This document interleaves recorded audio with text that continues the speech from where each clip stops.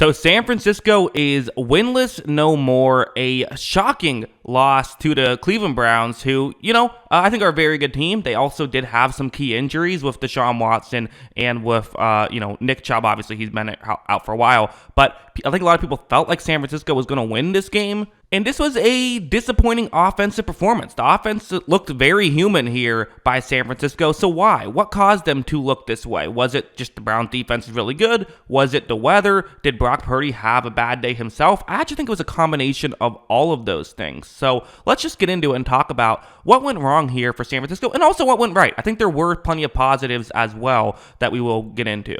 Let's start off with this play. What's going to happen here is it's going to be a interesting concept that the Browns are running here. So it's a 3rd down and 13, going with a blitz here, and, kind of a heavy blitz where there's a safety who's covering over the middle of the field. But watch as when this play begins, it looks like he's just staying over the middle, not covering deep down the field, which is a bit of a surprising choice. On 3rd and 13, usually you play more conservative, not more aggressive. Maybe Cleveland is trying to, catch someone by surprise. Maybe this is just a mistake and he was supposed to stay deep and is doing the wrong thing. I'm not exactly sure what's happening here, to be honest. But regardless, Brock Purdy, take advantage of the opportunity you're given, right? If they're going to play one-on-one on the outside with Brandon Ayuk on 3rd and 13 with no safeties deep, okay, put the ball in that direction. Watch, as you see, Purdy is going to do exactly that, fires one in Ayuk's direction. There is a one-on-one matchup. Ayuk has the inside leverage, and so if you're Brock Purdy,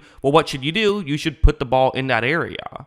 As you see, that's exactly what Purdy does, and Ayuk just drops it. So, hey, figure I'd throw that one in there. If, everyone always talks about, well, it's just the system with Purdy. Well, let's show one where it's the other way around. Purdy does the right thing, makes a smart play, and his teammate doesn't help him out on this one. It works both ways, although, obviously, more often than not, his teammates are helping him out as opposed to not helping him out, but still. As a whole, though, just showing it to show, hey, another good play by Purdy, and this one doesn't show up on the stat sheet. Of course, a little earlier in the game, he got kind of a free passing touchdown. These ones are always nice. But, I still wanted to break it down, talk about why I think these plays work, right? So it's going to be just a quick flip to the halfback. It's not quite traditional screen. It's instead going to be one of those pitches to the halfback, but these plays can really work effectively. You see how part of why it works, part of why screen passes work is you can have offensive linemen kind of let the player that's supposed to block run past, and then they go up to the next level and try to block someone. Well, watch as when Purdy takes the snap, he's going to flip it, and you see how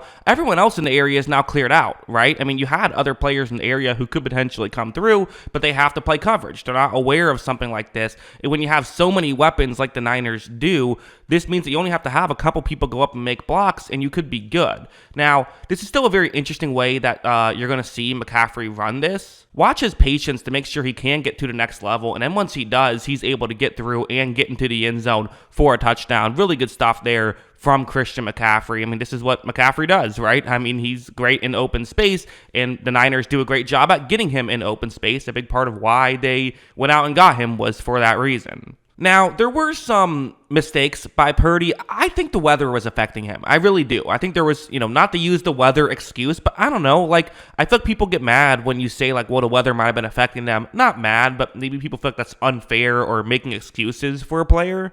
But I don't know, go out and throw the football when it's not raining and then go out and throw the football when it's raining. You're going to notice a difference. You are. And seemingly every Sunday at 1 o'clock, it's pouring rain in Cleveland. I don't know what's going on there. But anyways, watch what happens. You're going to see Purdy takes a snap, and it's a free play. Someone jumped off sides. And on top of this, it's a blown coverage. So McCaffrey is wide open. This could be a 50-plus yard touchdown. I mean, this is a great situation for the 49ers. However, as you see, this throw is just a bit too far, and McCaffrey isn't able to make the play there. I mean, that's unfortunate, but I do look at that as potentially a weather thing. Though, it was raining at that point.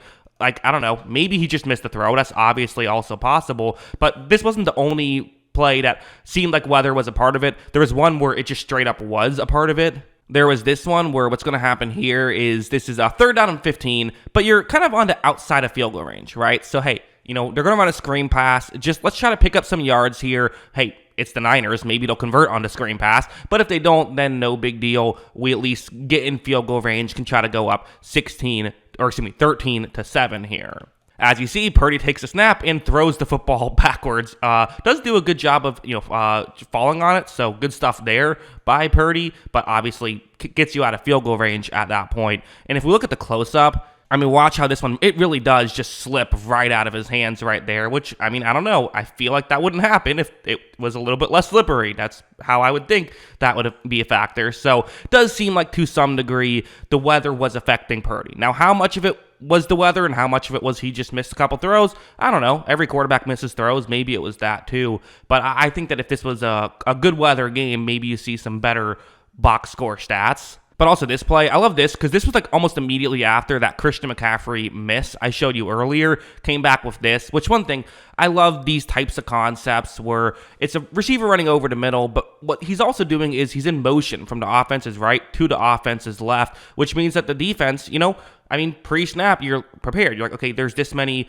eligible receivers on my side of the field. That's who I have to cover. Now at the last second, it changes. That little bit of a change, you can't switch anybody if you want to, which I don't think they would have on display, but you don't have time to get in extra position that you might want. So and then you see, Jennings is going to cut over the middle. Right here, he is open. There is a window to make this throw, and the ball is already almost there, right? That's what Purdy does so well, is his timing and how he is able to get rid of the football at the perfect moment, and he's able to get it down there. And as you see, it's a perfect throw, and they're able to, make the play. So really good stuff there from Purdy, really good stuff there from, Kyle Shanahan, Jennings, everyone involved. But these are types of plays that he does consistently, and that's kind of what I think has gotten the Niners to win so many games with him.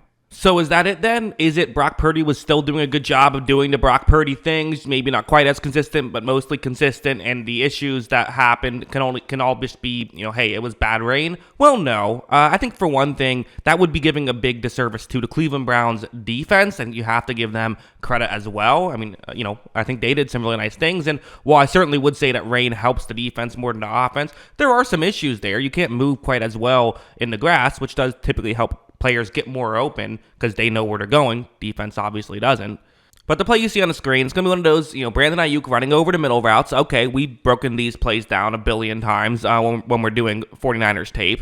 Watch as Purdy's going to take the snap. He looks over in that direction, fires over in that direction, but a Cleveland player doing a good job of getting back. Now, there was no play action on this play, and maybe that's just it. You got to, usually they do play actions on these. Now they're not. But the main point is that you're getting into passing lanes, and I think Cleveland did a better job at just closing those up.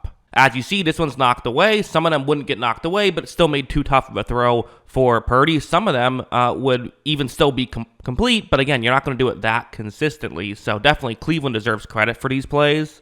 But also like this one, to me, this was a bad play by the Niners. But again, why was it a bad play? Well, let's talk about it. Again, Ayuk running over the middle. I've circled the Cleveland player who's going to be covering him. Watch as Purdy takes the snap. He is going to look in that direction, fires in that direction. And I'm almost wondering if he thought that Ayuk was just going to stop, whereas Ayuk runs over the middle. That's almost kind of what it looks like here.